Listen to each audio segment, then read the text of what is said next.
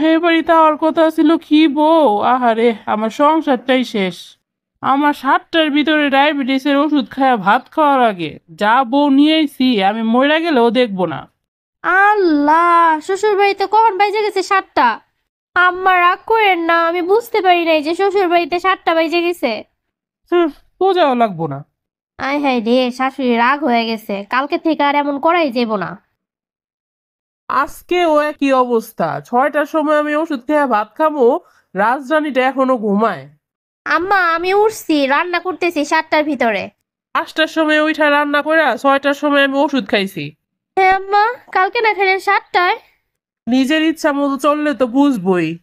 ধুর, আমি শুধু ভুলই করি, শাশুড়ির মন জোগামু কেমনে?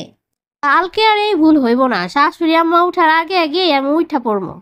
সকাল 4টার সময় ক্ষুধা লাগছে, গরম ভাত এখনো হয় নাই। নিজে উঠা যা পারছি রান্না করে খাইছি 4টার সময়।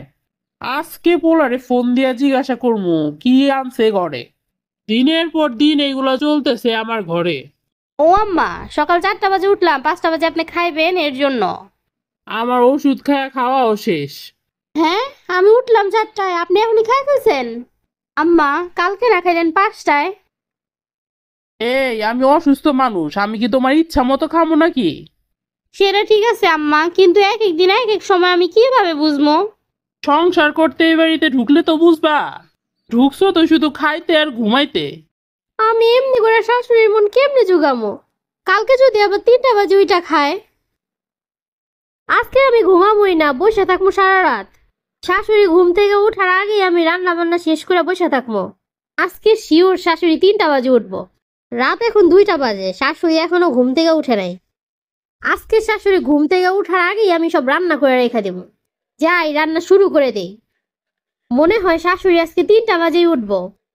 ইয়েস, আজকে শাশুড়ির মন জোগাড় করে নিবই নিব।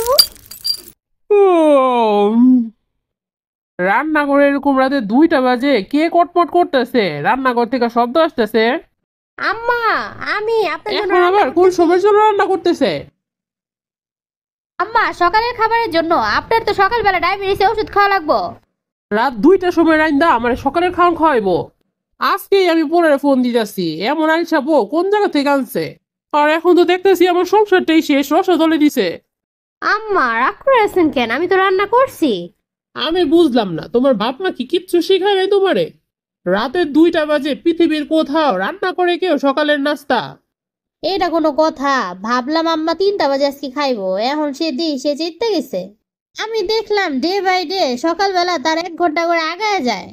প্রথম দিন 7টা বাজে খায়, এরপরের দিন আবার 6টা বাজে খায়, এরপরের দিন আবার 5টা বাজে খায়, তারপরের দিন আবার 4টা বাজে খায়। এর জন্য আমি আজকে 2টা বাজে ওইটা রান্না করছি যে আজকে 3টা বাজে খাইবো তাই। তার ভিতরে এইটুকুও নাই, ভোর 4টা পর্যন্তই হয়। 3টা বাজেও সকাল হয় না, 2টা বাজেও সকাল হয় না।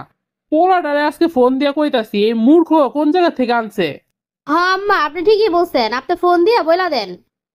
আমি বাপের বাড়ি আবার ফেরত যাই, কারণ শ্বশুর বাড়িতে শাশুড়ির মন পাওয়া সম্ভব না, অসম্ভব।